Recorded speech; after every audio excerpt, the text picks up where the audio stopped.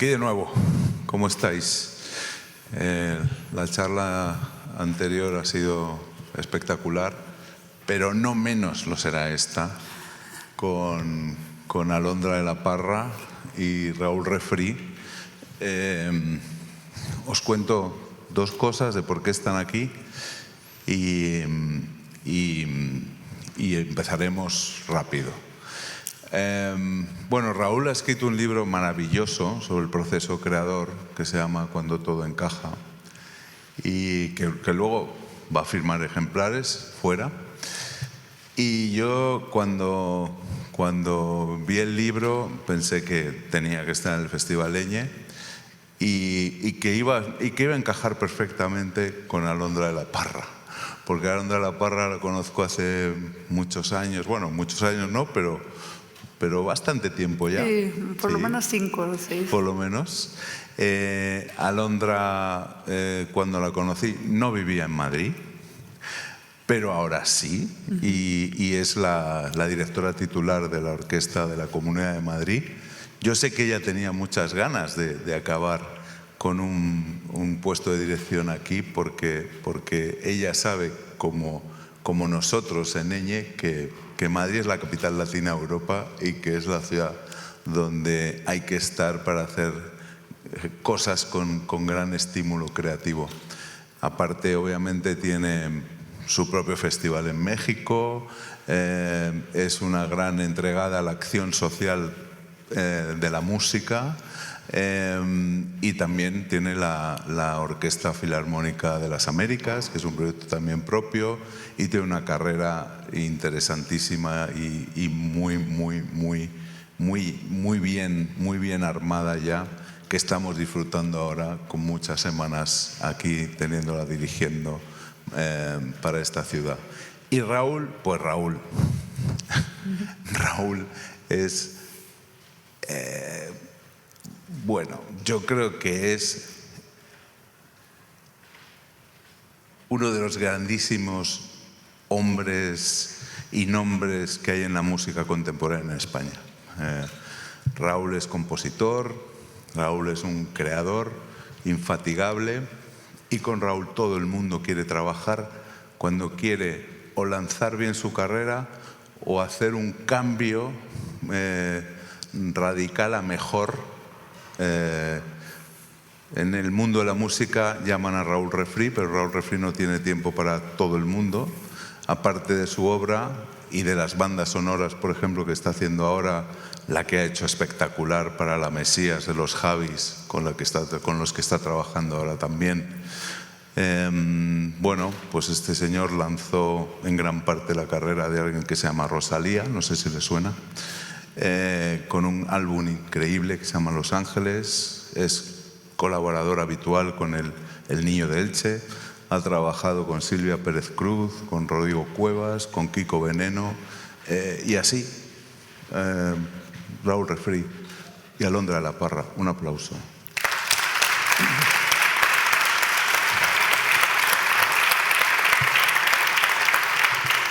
Y ahora vamos a hacer que todo encaje. Que todo encaje de una manera. Yo tenía el planteamiento de que ellos nos hablaran del placer de hacer existir o hacer brotar la música en un colectivo grande, como es una orquesta sinfónica, y hacer brotar la música desde lo íntimo, con alguien, de una manera más personal, pero que también llegue a ser algo único, ¿no? Y me atreví a invitarles para que empezáramos a hablar de eso, pero hemos estado ya hablando, venían aquí un poco despistados, porque yo he querido que estuviesen despistados, pero ¿qué vamos a hacer? Digo, no os preocupéis, que no quiero preparar nada, simplemente que os conozcáis, que os pongáis a hablar. Se han puesto a hablar ahí 20 minutos y encajaba todo increíble. Así que lo vamos a intentar repetir y vamos a partir de esa conversación impresionante que habéis tenido al conoceros. Alondra, a ver, eso de hacer brotar la música de un colectivo con una orquesta Tú decías que muchas veces te preguntan esas cosas que, bueno, pues alguno no sé, no es muy original. Dice, ¿qué se siente al dirigir una orquesta siendo mujer, ¿no? Y ella le responde, por ejemplo, ¿qué le respondes, Alondra? Bueno, primero, Jesús, gracias por invitarme. Qué placer conocerte y estar con ustedes. Y solo a alguien como tú se le puede ocurrir esto. Juntar gente, no decirles a qué vienen y que todo funcione, que todo encaje. Sí, bueno, la pregunta de ser mujer, bueno, me ha acompañado fielmente desde que empecé a dirigir. Era como, es obligada, ya cada vez menos, pero sí. Y me daba risa porque era, eres mujer, ¿qué se siente? Y como mujer y todas esas preguntas. Y yo siempre decía, bueno, es que el único momento en el que tengo que pensar en si soy mujer es cuando contesto esas preguntas. Yeah. Es en las entrevistas, ¿no? Porque todas siempre incluyen esa pregunta. Ya menos, afortunadamente, pero por lo menos 20 años fue contestar esa pregunta. Y yo, aparte de que en muchas ocasiones me daba mucha pereza contestar, después traté de realmente contestar, ¿no? Porque si te dicen, ¿qué se siente ser mujer dirigiendo? Yo decía, es que no tengo ni idea qué se siente ser mujer dirigiendo, porque a veces soy mujer, a veces soy hombre, a veces soy el mar, el cielo, el paisaje, la furia, la angustia, la ligereza, la nada. Lo que la música pida, me convierto en eso antes de que el sonido suceda. El director va siempre adelante. Nosotros imaginamos el sonido, nos convertimos en el coeficiente visual de ese sonido, de esa sensación cargada de emociones y de visualizaciones, y nos tenemos que convertir como un actor, ser eso, que traduzca, que transmita y comunique a los músicos lo absorben y generan el sonido. Entonces, eso, sí, claro que soy mujer al dirigir, pero como una de muchas miles de cosas que soy. Raúl, y a veces también decíais que podíais acabar siendo nada, y que a lo mejor eso es lo que toca, sino que fundirse con la música implica quitarse toda esa pesadez, has dicho tú, de ser uno mismo. Sí, yo creo que en un momento en que parece que la aspiración deba ser la de tienes que serlo todo, ¿no? Todo, llenarlo todo, el acto, ¿no? El hacer cosas. Yo cada vez más abogo por el no ser y el no ser en el momento de enfrentarse a la creación, el ser capaz, lo hablábamos antes con Alondra y coincidíamos plenamente y me ha encantado, este concepto de ser capaz de olvidarte de absolutamente todo cuando estás enfrentándote al acto creativo.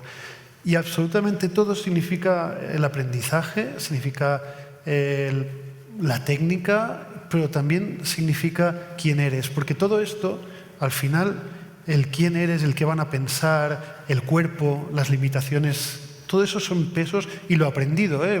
Tú te habrás encontrado como yo 1000 veces con músicos y artistas en general que les pesa tanto lo aprendido, tienen tantas ganas de demostrar o de enseñar que han aprendido, que saben, ¿no? Que esta idea de que lo bueno, o sea, de que ¿cómo van a pensar la gente que no sé, ¿no? ¿Cómo van a pensar que no he aprendido, ¿no? Que no tengo la técnica, que no tengo la teoría, ¿no? Y eso es un absurdo, porque en realidad la emoción no está ni en la técnica ni en la teoría, está precisamente en una reacción puramente instintiva frente al hecho de la creación. Y para este instinto, para soltar el instinto, para soltar el carácter y la personalidad, que es lo que nos separa y nos hace individuos y al mismo tiempo nos hace parte de un colectivo, tienes que olvidarte, tienes que vaciarte, tienes que dejar el ego, que es muy importante también, y pasar a ser, y eso puede sonar un poco New Age, pasar a ser una especie de energía, algo que es incorpóreo y que incluso te hace olvidar dónde estás, si hay público, si no hay público. Pasas a ser parte de alguna manera de la música. Yo llevo años, lo hablábamos también antes, esforzándome en aprender a olvidarme de mí mismo lo más rápido posible cuando salgo al escenario o cuando estoy en el estudio, ¿no? Ser capaz de formar parte de este flujo que es la música y que es abstracción pura. Y la abstracción no es corporeidad, no es el yo, es otra cosa. Es interesante lo que dices porque eso he trabajado muy duro para soltar quién soy lo más rápido posible, porque no es soltarlo por completo, porque es imposible. Cuando te subes al escenario eres tú y toma tiempo. Entonces yo creo que la destreza está en qué tan rápido lo puedes soltar, ¿no?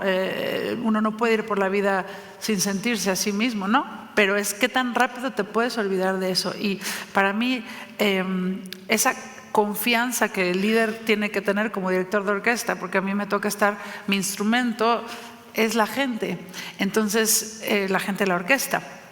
El soltar, eso es complicado cuando uno va aprendiendo, cuando va creciendo, porque te toca aprender todo enfrente de otras personas y no puedes tener una seguridad con la que naciste, no puedes nacer director de orquesta o nacer líder o nacer experto en nada, ¿no? Eso lo vas... Y entonces, claro, te sientes inseguro. Cuando te sientes inseguro, ¿qué pasa? Que la mente empieza a hacer lo que le llamo el cocktail party en la cabeza, y es un cocktail party en el que todos están invitados a destrozar a Londra, ¿no?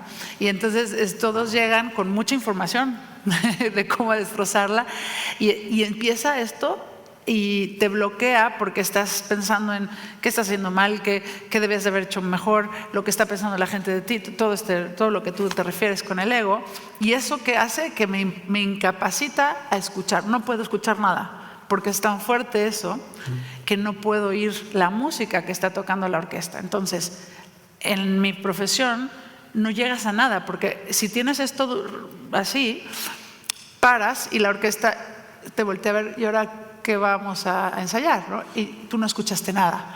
Entonces no sobrevives porque no puedes. Entonces ese apagar, ese ejercicio que llevo haciendo 25 años de tratar de apagar ese yo, que a veces es destructivo, que todo ese ego, es simplemente para poder hacer mi trabajo, porque si eso está ahí, no puedo. Entonces, ¿cómo lo apagas? No lo puedes apagar sintiendo que sabes todo, con arrogancia, tampoco. La única manera es pensando en lo que estamos haciendo ahora y con lo que vamos a compartir. Es decir, la Quinta Sinfonía de Schubert, ahora, ¿cómo va? Los violines, el sonido, el chasquido en que me convierto es como el agua, fluye un río, tú eres parte del río, ven conmigo. Te metes en eso y en ese momento es de verdad como magia.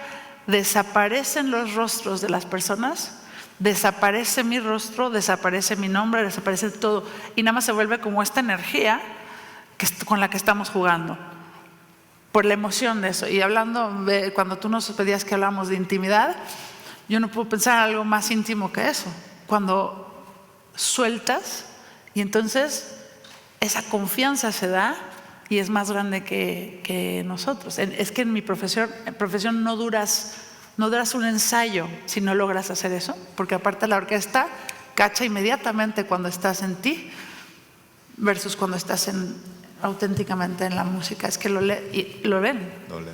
Sí. No los puedes engañar.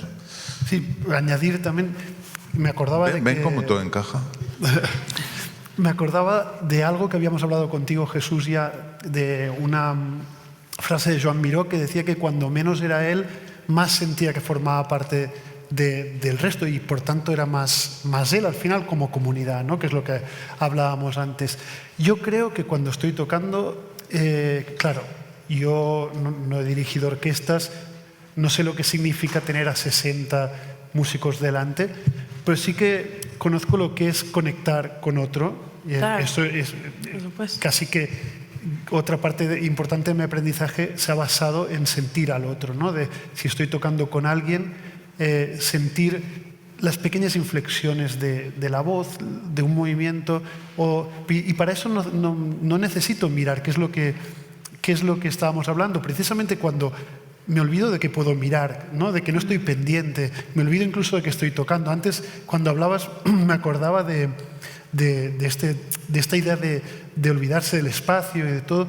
Me ha sucedido, no muchas veces, pero algunas veces de que he sangrado tocando porque estaba tocando de una manera intensa y no me he dado cuenta hasta el final, hasta acabar, y he visto que estaba el teclado del piano lleno de sangre, ¿no? Lleno de gotitas de sangre. O sea, hasta qué punto he sido capaz de olvidar el cuerpo.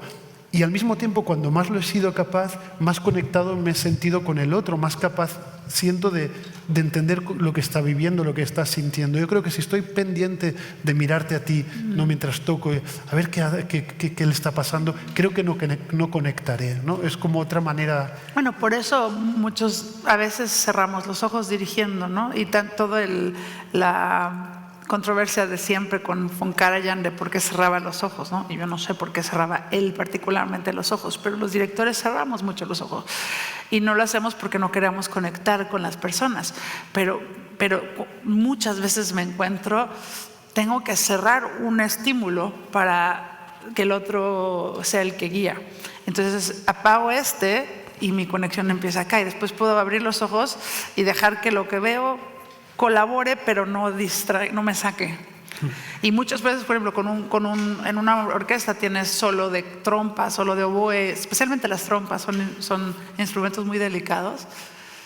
Yo procuro nunca verlos a los ojos, y no porque no sea intimísimo lo que estamos conviviendo, porque sé que me está siguiendo, yo lo estoy escuchando, pero lo veo a los ojos aquí, de oreja a oreja. O de oreja a sonido, ¿no? Y porque a veces una mirada puede hacer que se quiebre, porque lo sacamos de esa intimidad auditiva, ¿no? Sí. Hay una cosa en que Raúl en el libro incide, porque cuando analiza el proceso de creación va desde la base, ¿no? Y nos hace tomar conciencia de cosas que a lo mejor ni siquiera pensamos por automatismo. Pero, por ejemplo, él dice, la importancia del principio, lo importante que es, lo en serio que te tienes que tomar, cómo debes empezar algo, ¿no? Cómo debes empezar una composición o cómo debes empezar tu interpretación colectiva, ¿no? ¿Cuál es esa importancia que le dais? ¿Y cómo es la importancia que le dais? ¿Y por qué le dais tanta importancia a ese principio? A empezar, sí, y a terminar también. Sí, porque todo surge del silencio para acabar el silencio. Es un arco que va del silencio al silencio. Mucho. Por ejemplo, puedes tener a un músico o un momento musical con la orquesta en el que el fraseo es divino y la expresión de la frase está ahí, y todo está ahí y no sabes qué pasa. Y esto no fue mi idea, me lo enseñó Daniel Barenboim, el gran director y pianista. Me dijo, la música son una serie de pequeños nacimientos y muertes constantes. Y así como te encargas de la vida de ese sonido, de cómo se desarrolla, que sube, que baje, que se expande, que comunica, que tal, que es lo que hacemos el 80% del tiempo, o muchas veces la gente lo hace el 100% del tiempo, ahí está el error. No puedes enfocarte solo en la vida de ese sonido, y que con el nacimiento y con la muerte, cómo apareció ese sonido en el mundo y cómo se va a ir. Y eso yo lo trabajo mucho con la orquesta, está muy bien, pero es un final de una nota al vacío, es un dejar la vida, como el último respiro. Hay 1000 maneras de que una nota se vaya y hay 1000 maneras de que una nota aparezca, y siempre estamos poniendo atención en el medio, ¿no? Y cuando me lo dijo Barenboim hace muchos años, me cambió completamente la manera de entrar y salir del sonido. Barenboim no está nada mal. No está mal. Yo cuando hablaba del principio contigo y en el libro, obviamente hay el principio del sonido, ¿no? Hay el ataque, la manera como... Pero sobre todo yo creo que lo comentaba por la dificultad, al menos para mí, a mí me aterra el principio de la creación, el primer paso, ¿no? Lo puedo tener en la cabeza, pero el momento en que tengo que materializar, que tengo que escribir, que tengo que ponerme a tocar, me da miedo porque porque siempre creo que no seré capaz de hacer lo que tengo en la cabeza. Creo que en el momento en que me ponga lo voy a maltratar y va a ser peor de lo que creo que tiene que ser, ¿no? Y hay algo que he aprendido con los años y que creo que es valioso, que es que aunque empiece un principio que no sea bueno, tengo que continuar. Porque si no empiezo, nunca va a existir eso. Ya volveré al principio en otro momento. Pero si me aterra ese principio, si empiezo a tocar, si empiezo a componer y no funciona, tengo que ser capaz de ser fuerte, continuar, porque si no, nunca voy a continuar. Esto lo hablo muchas veces, sobre todo ya es en un digamos, plano más macro, pero cuando trabajo con generaciones más jóvenes, gente joven, pues yo qué sé, recuerdo con Guitarrica de la Fuente que se lo decía mucho, ¿no? que le comentaba, esto va a ser un disco maravilloso. A lo mejor no va a ser exactamente la perfección que tú tenías en la cabeza, a lo mejor no es exactamente eso, pero va a ser un disco que va a formar parte de tu vida y vas a hacer otro luego, y hay una trayectoria, y este disco va a tener una envergadura concreta, y luego vas a hacer otro y vas a construir algo que va a ser importante. Pero si de golpe aquí te aterra el hecho de soltar algo, de que no sea perfecto, ¿no? Con lo mismo a un plano más pequeño, con la composición, nunca lo vas a hacer, y si no lo haces no va a haber otro. ¿Y te pasa que te da el miedo que tienes que tomar decisiones? O sea, el que si tomas esta decisión tienes que no tomar esta. ¿Eso es algo que te detiene o no? Al final todo está formado por pequeñas decisiones. Y nos vamos a equivocar. Y seguro, yo me he equivocado muchas veces y me voy a equivocar en el futuro, y acepto la equivocación, el error como parte del proceso, y lo abrazo e incluso lo disfruto a momentos. Pero estar pensando que tiene que ser perfecto, esperar hasta que sea perfecto, eso no va a suceder, porque primero que no existe la perfección y que no me interesa la perfección además, ¿no? Si yo me bloqueo porque a lo mejor la decisión no es buena, es que no voy a llegar a ningún sitio. Tengo que aceptar que me voy a equivocar en algún momento y que a lo mejor me dan el chance de volver a eso y arreglarlo o hacerlo mejor, pero no bloquearme. Muy bien. En eso también es muy importante para Raúl el instinto como punto de partida, que eso también es algo que yo creo que te marcó con lo que hablaste o con lo que trabajaste con Kiko Veneno, ¿no? Que Kiko te decía, no, el instinto me dice algo y aunque lo tenga construido y si lo tengo que cambiar lo cambio porque es instinto.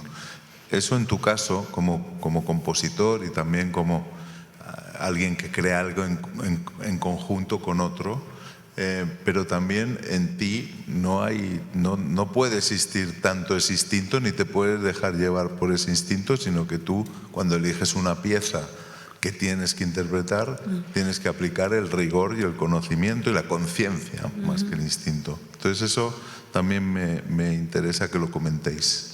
Tú, Raúl, ese instinto, ¿cuál es la importancia del instinto? Bueno, la anécdota que comenta Jesús, que esto hace unos cuantos años, trabajando en un disco con Kiko Veneno, que una canción que para mí estaba terminada, estábamos a punto de mezclarla, había quedado bien.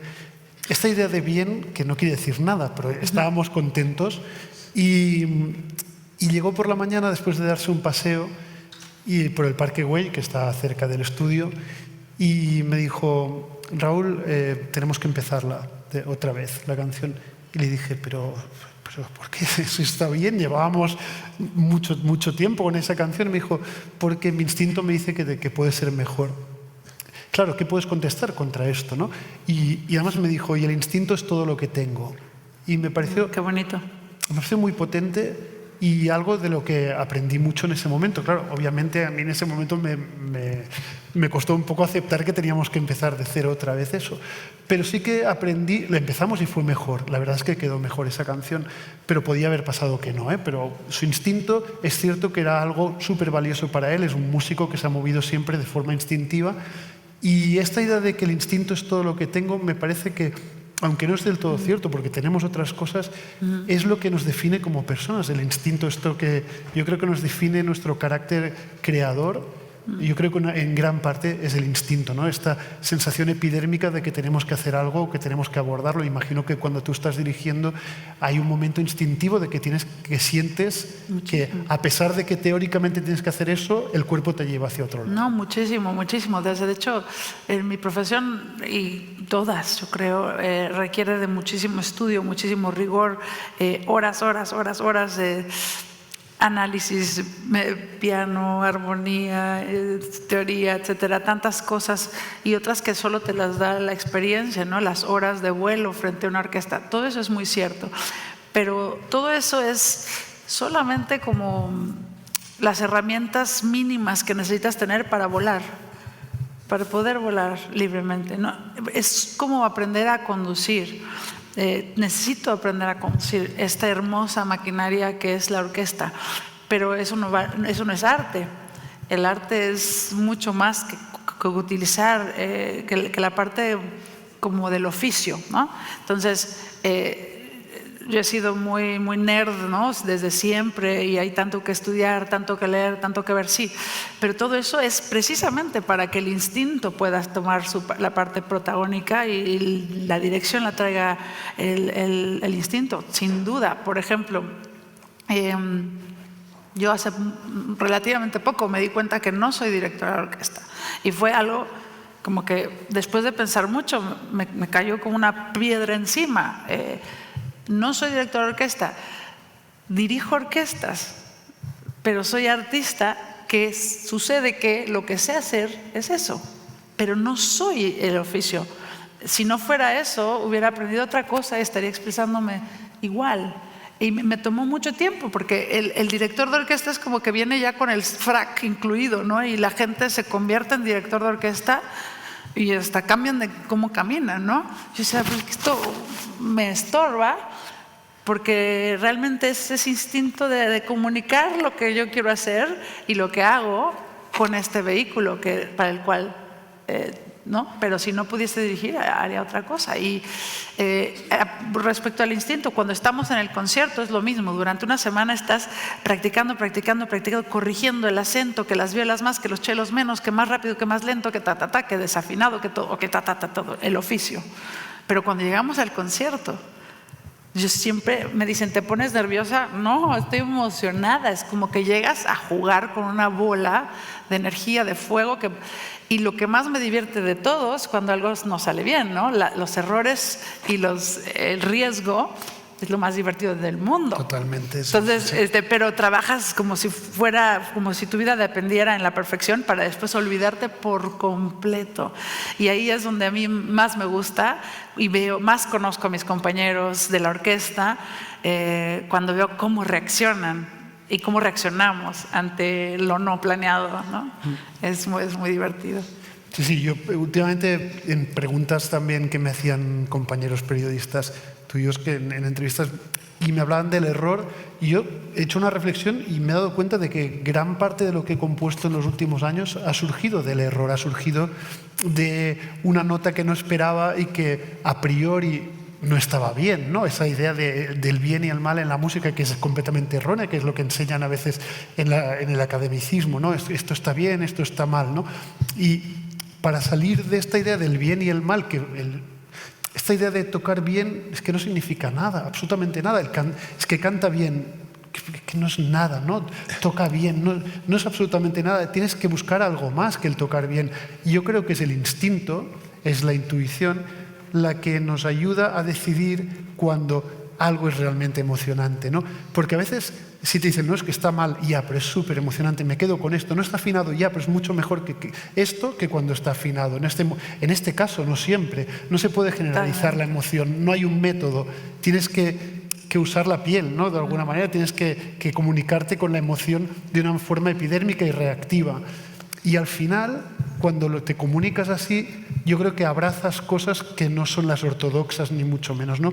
Un pequeño pues crujido de la voz, un pequeño desafine, una cuerda que no ha sonado exactamente como tiene que sonar, o que suena un poco más baja, ¿no? Una sección un poco más baja, y dices, ¿por qué están emocionante esa sección, esos chelos más bajos, ¿no? El grave un poco más abajo? Pues porque lo es, porque no es matemática. Y vivimos en un momento, y ahora me alargo un poco, vivimos en un momento en que la cuadrícula, esta cuadrícula matemática en la música, tanto de afinación como de tempo, es súper fácil, ¿no? Con todo el tema, en directo es otra cosa, pero bueno, también.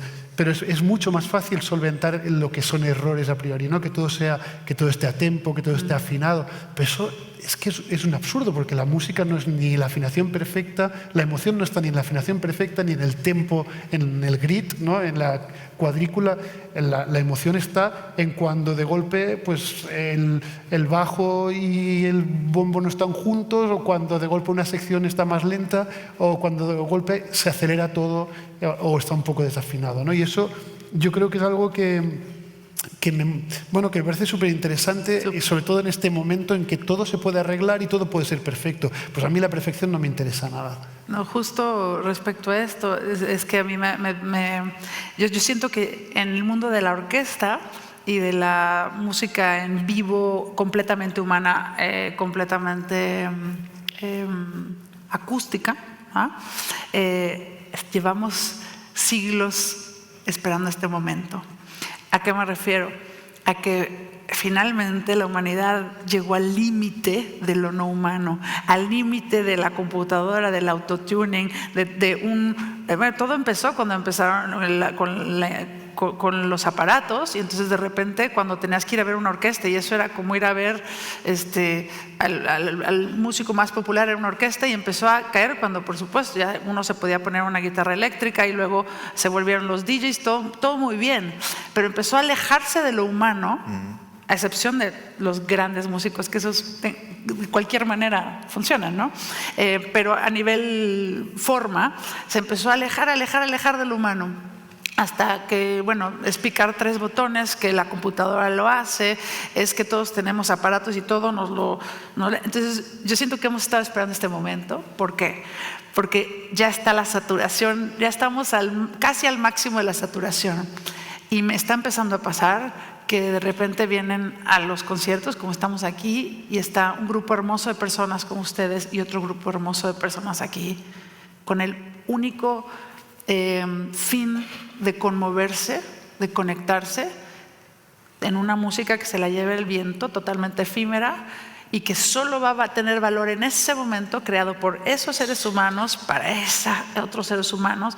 Ya suena como una cosa descabellada, pero esa es la orquesta, y llevamos así muchos años sobreviviendo todo esto que hacía que pareciera que lo que hacíamos era no interesante o aburrido, y yo creo que ahorita es el momento para que la gente aprecie la gran belleza de eso, que por supuesto no es perfecto, hay errores, pero estamos haciéndolo con nuestros cuerpos, con nuestro aliento, con lo que tenemos. Entonces yo estoy muy contenta, porque creo que va a haber una revolución de que la gente regrese a las salas de conciertos de las orquestas. Quizás no me toque verlo, pero sé que estamos en el punto de inflexión. Yo lo creo. Bueno, un punto de inflexión que se ve, y además esto lo prueba, por ejemplo, Raúl. Por ejemplo, ese encuentro que podíamos considerar desencuentro, yo creo que también hay una cosa generacional, es decir, a partir de mi generación y la tuya, que somos radicalmente eclécticos, entendemos que la música clásica no tiene sentido si no se explica a los ojos de hoy y a los oídos de hoy, no se va a entender.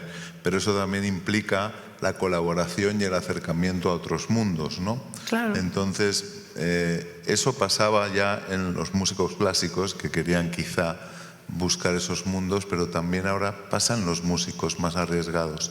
Por ejemplo, Raúl ahora está dándole vueltas a la primera sonata de piano de Beethoven.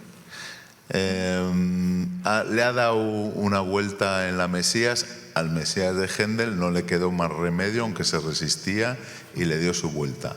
Y digo yo aquí, Rosalía ha hecho un disco basado en gran parte en su conocimiento musical espectacular, pero con influencias del acorde de Tristán, es decir, que están en la onda wagneriana y en la onda de Richard Strauss. Es un disco que habla esos lenguajes. Entonces sí que se está produciendo ese encuentro. Y tú estás, y vosotros, o sea, desde ese entorno de la música popular estáis dialogando constantemente con los clásicos ahora. Cuéntanos pero ahora. pienso que... Pero bueno, tú tienes una formación de músico clásico también, ¿no? Sí. De la que te reviraste, pero luego sabes que... O sea, tienes tu dark side. Lo tengo. Salí un poco escupido de la educación clásica, Sí. pero luego la retomé. Y obviamente me interesa mucho, pero esto ha sucedido siempre, que Siempre. al final no quiero dármelas ni yo ni nuestra generación de que estamos haciendo algo que no se ha hecho antes, porque históricamente... Es que a mí... No, pero sí, es verdad que ese reencuentro es muy evidente ahora. Sí, todo el tema cuando se habla de apropiacionismo, ¿no? Y al final la construcción del arte se ha formulado encima de capas, ¿no? De capas ya existentes. Es decir, Mozart hizo una revisión del Mesías de Händel, por ejemplo, ¿no? O sea, que ya lo hizo él hace muchos años.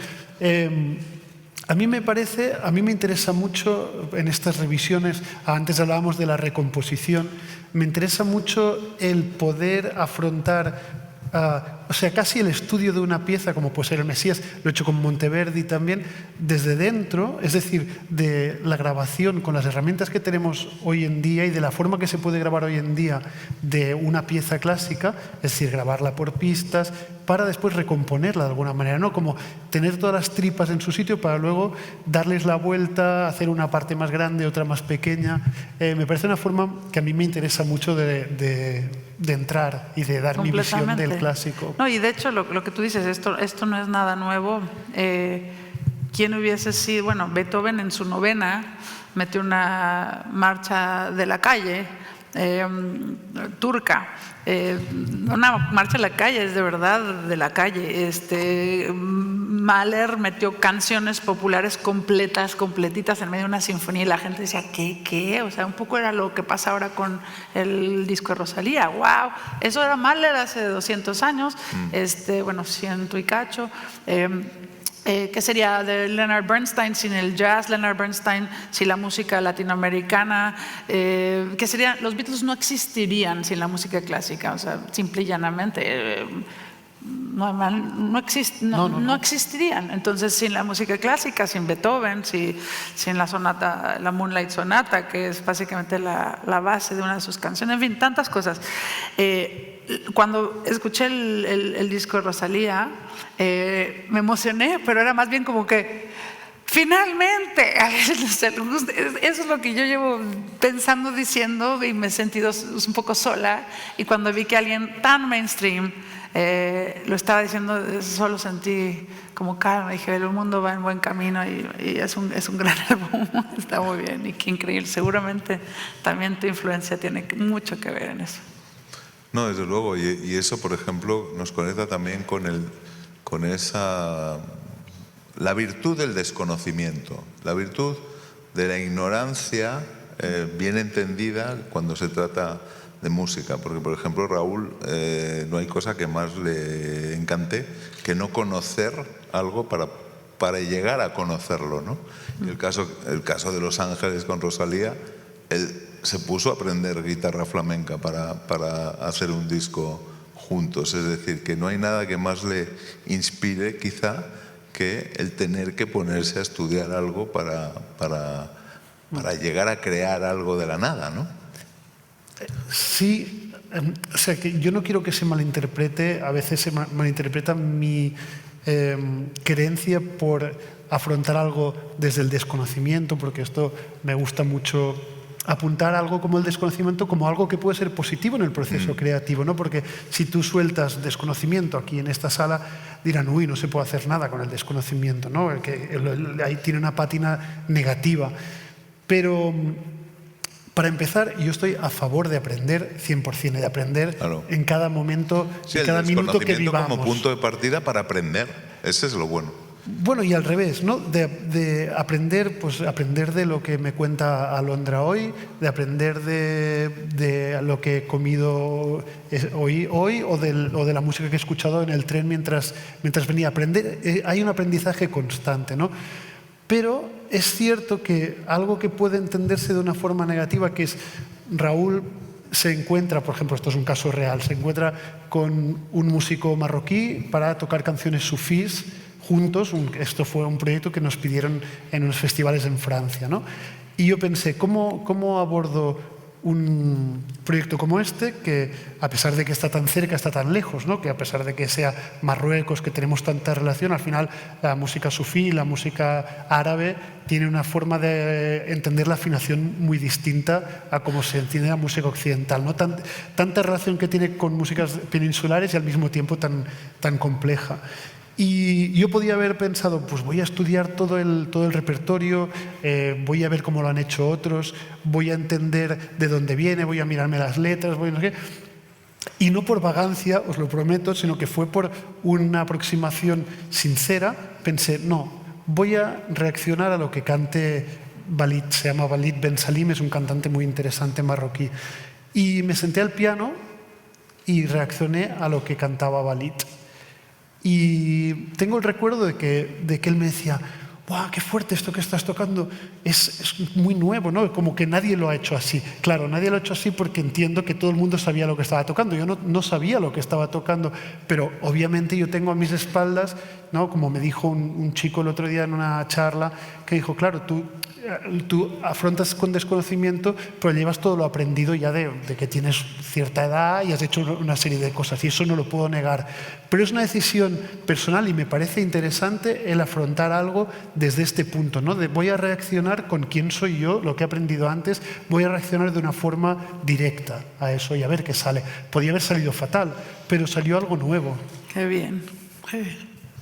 Tú, eso del desconocimiento, para un director de orquesta da un poco de terror. Es que no, justo, pero es que lo que coincido con Raúl, o sea, es que es un poco como Sócrates, o sea, es saber todo para después poder ser ignorante de alguna manera sobre ese conocimiento. Es esa misma libertad de la que hablábamos, o sea, tú estudias todo para después olvidarlo, o sea, de verdad, yo, por ejemplo, con los músicos, lo que hablábamos, ¿no? Aquí Beethoven pidió un acento y aquí con arco abajo y aquí arco arriba y es demasiado fuerte, y te metes en todos los detalles así, como si fuera lo más importante del mundo. Y cuando llegamos al concierto, antes del concierto, yo les digo, olviden absolutamente todo lo que dijimos, todo, y toquen como si estuvieran inventando la música, como si no supieran cuál es la próxima nota. Y porque la gente que viene a un concierto no viene a ver personas pensar. Es la cosa más aburrida, era ver gente pensar. Yo no pagaría ni un duro por eso. Ver gente pensar, aburrido. Ir a ver gente contar, todavía peor. Entonces justo les digo eso a los músicos. Tienen una cara de que están contando, que no. O sea, cuenten tanto que cuando llegue el concierto no tengan que contar, no tengan que pensar y pueden estar jugando. Entonces, todo el aprendizaje, el rigor, la disciplina, las horas de estudio son para llegar a esa ignorancia de la que tú hablas, que por supuesto no es no saber, es tú con todo tu bagaje, todas las horas que le metiste, todos los artistas, tienes la habilidad de ahora llegarte y sentarte como un niño a jugar. Exacto, es genial. Eso es lo importante. Eso es lo que te iba a decir, que lo fuerte es que cuando llegas aquí al final, después de haber estudiado todo esto, en tu caso tal o en el mío, de golpe te comportas como un niño enfrente del acto creativo, ¿no? Del hecho de tocar. Encuentras lo lúdico, que eso es lo fundamental, porque hacer música, crear, hacer arte, tiene que ser lúdico. O sea, por mucho que sufras, es lúdico. Yo cuando pienso, ahora si en mi cabeza imagino sentarme delante del piano a componer algo, lo veo como qué ganas tengo, lo veo como algo divertido. Y lo afronto otra vez como un niño pequeño, porque no me importa si me quedo en una sola nota, no me importa si toco con los puños, puede ser, responderé a lo que sienta en ese momento, ¿no? Como que en esta sociedad, no sé si estarás de acuerdo conmigo, Alondra, en esto, ¿no? Pero parece que solo puedan tocar, ¿no? Que solo se puedan comportar como niños los niños, ¿no? Y solo puedan, de hecho, cuando aparece un niño, si apareciera un niño aquí, le dejaríamos tocar el piano y se pondría a hacer cualquier cosa y diríamos todos, qué interesante, lo que está haciendo, ¿no? Nos parecería tocando con los puños, que diríamos, mira, saca cosas muy contemporáneas, ¿no? Pero en cambio, si este niño de golpe tuviera, ya no digo muchos, tuviera 18 años, ¿no? 17 años, y lo sentáramos aquí y se pusiera a hacer lo mismo, seguramente le diríamos, te vas a cargar el piano, vigila, no, en plan, no toques así. No, sí, posiblemente estás haciendo ruido, ¿no? Estás molestando a la gente, por favor. No, enseguida cortamos las alas de esta expresión infantil que al final es el paradigma de la creación. No, y posiblemente ya no tocaría también a los 18 años, porque ya tendría la carga social de que pasa, el ego, todo lo que tiene que ser. Yo en la dirección de orquesta es clarísimo, ¿no? Tú ves a un niño, le pones una música y le dices muévete y se mueve perfecto. O sea, es perfección lo que sucede, perfección. Pero después nos endurecemos, pensamos demasiado, nos vamos entiesando con la edad y todo, y la edad hablo de los 11, 12, 14 y para arriba, y uno empieza a olvidarse de ese niño y se empieza a tratar de volver, justo lo que decía, te vuelves directora de orquesta. Y una vez a mí me pasó muy fuerte esto, porque después de muchos años conocí a un amigo que me dijo, oye, y si tú estuvieras en un concierto y estás viendo al público y al final del concierto están aplaudiendo y voltearas tras bambalinas ahí a la esquina y ahí estuviera Alondra de 9 años, ¿qué pasaría? En el momento que dijo eso, o sea, me fueron las lágrimas, me di cuenta que ella, primero, jamás creería por su vida si le digo que es la misma persona, y que me había olvidado de ella. Entonces dije, la abrazaría y le diría que es ese. Y en ese momento empezó toda una introspección, gracias a eso surgió Silence of Sound, el proyecto que hice con la Clown, de volver a encontrar dónde está ella y quitarme ese saco y esas tonterías, preconceptos. Y cuando tú ves a los grandes directores de orquesta, los mejores, Carlos Kleiber, es un niño.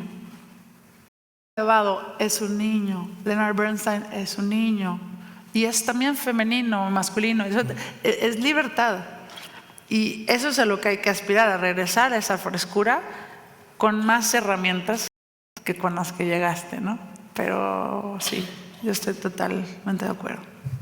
Bueno, pues ven cómo todo encajó, el placer al final, lo lúdico, o sea... y no hemos preparado nada. Un aplauso para Raúl Refri, para Alondra de la Parra. Muchísimas gracias. Gracias a ustedes.